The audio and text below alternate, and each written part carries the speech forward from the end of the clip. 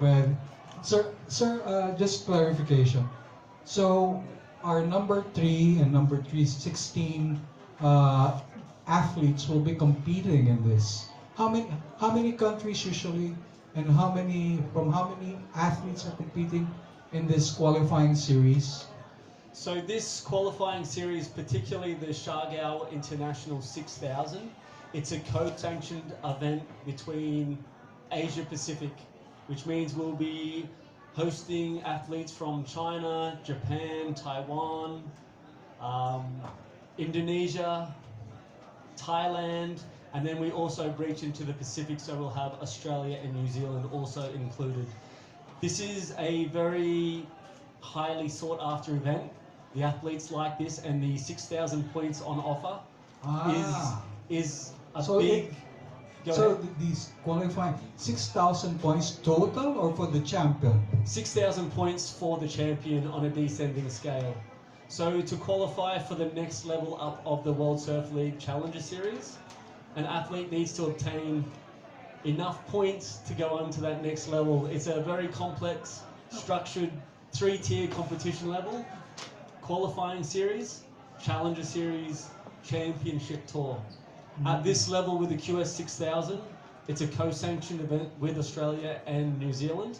So we're expecting possibly up to 128 male and possibly up to 64 female from across the Asia Pacific. Australia will be a very big number as they have a very high, obviously, surf population. Japan will also be big in numbers, Indonesia, and then also there's going to be a great local contingency surfing at their home break. John Mark Tukong is, I think, 4-time champion of this event. Nilby Blankata, which is the sister of Nildi, has also won this event.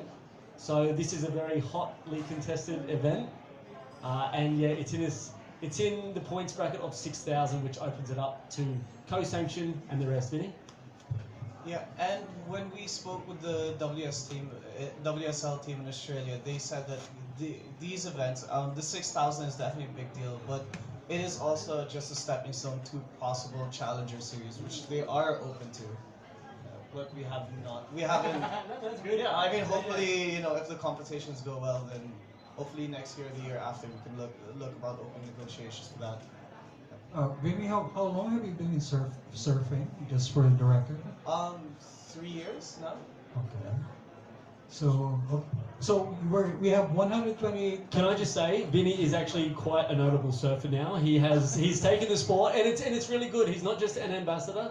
He actually takes up surfing, and his skill level in the sport is actually really good. He didn't want me to have the microphone for that, but he is actually quite a good level surfer at this stage. 3 years in, he's really progressing well. Thanks, Mom. Text. So 128 conservative fleet from how many countries are you expecting? About 30? Would that be ballpark pick? Not 30, it's Asia Pacific. There's strong names in Asia, Japan, Indonesia, Taiwan, Thailand, Taipei may be involved. China is now making a big move. And then from the other side of the coin, we'll have surfers from Australia and New Zealand. So about 8 or 9 different countries. All With, I'd say, half the field probably will be Australia and New Zealand. We may get some from Papua New Guinea, but they're not very strong surfing nations at the moment, still developing.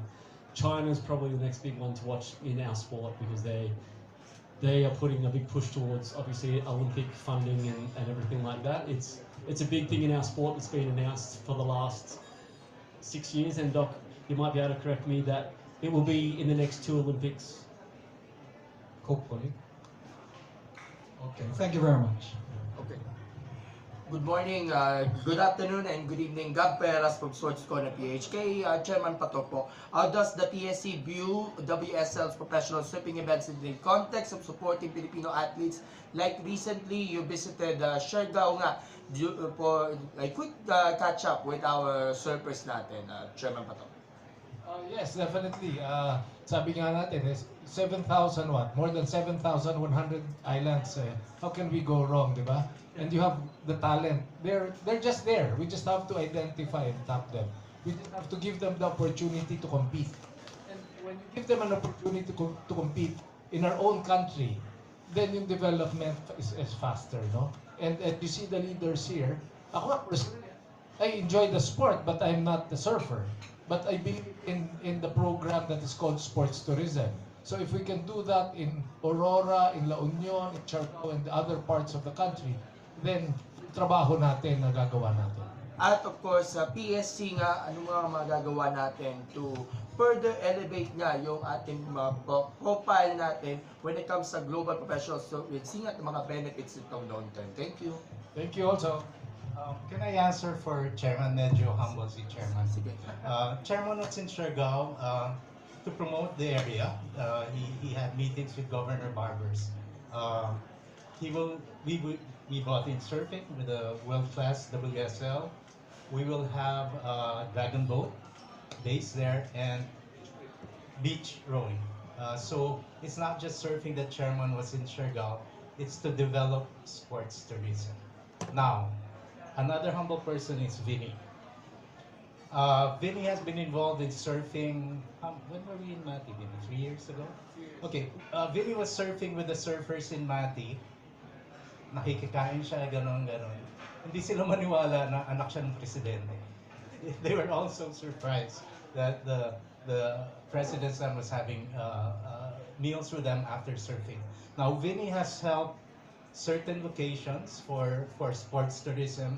Number one dyan is San Juan. Because we had the WSL, when was that, John? In San Juan, when San Miguel Infrastructure promised that they will have the T-Plex end in San Juan. And that was because of a surfing event. And Vinny also has helped. This kid, I just love. And Vinny also has helped the airport in Mati so that it will open against sports tourism.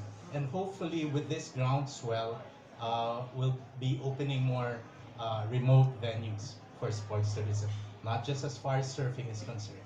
And I think that's where Chairman Pato is why one of the reasons he's going around.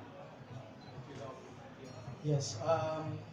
Hi, good afternoon po. I'm JB Junio from PTV Sports. So, this question for Chairman Patrick po ulit. So, how significant is this event in PSC's vision for developing surfing and other water sports in the Philippines po? Talagang napaka-significant, no? Kasi kailangan meron kang anchor eh. And when we help when we support a particular sport, very important sa atin kung who's behind it. Who is supporting it? Sino yung mga leaders behind it? And sino yung mga athletes behind it? Ano yun eh? It's branding put all together, di ba? And sino ba naman ang mag-question sa ganda ng surfing? And bagay na bagay talaga ito para sa Pilipinas, para sa bayan natin, di ba? So, minention ni Doc Raul that there's a plan really, I've mentioned this to Vinny, there's really a plan to put up a regional training center for water sports in Siargao. We've actually identified the place, we'll just do some paperwork, we'll announce that later on. But that is part of the program of the Philippine government. There is a report coming out of Malacanang saying that Philippine Sports Commission must be in the provinces as well, and it should be called the regional training centers. So that's what we are pushing. So very, very important itong mga ganitong activities. Thank you po.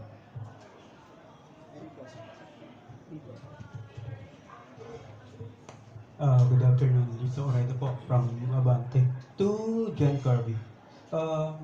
Sir John, other than the 6,000 points at stake, what will be the other benefits that our players could get should they win? Cash. How much? The prize money is quite substantial. Gab, do you have an idea of the figure of the prize money? It's up around 50,000 plus peso for an event win. Possibly more, maybe up to 80,000. WSL side of things doesn't go too much into the. They try to focus more on the points, but the incentive of the money is also there, especially when it comes to some of these local surfers who it does mean possibly buying land.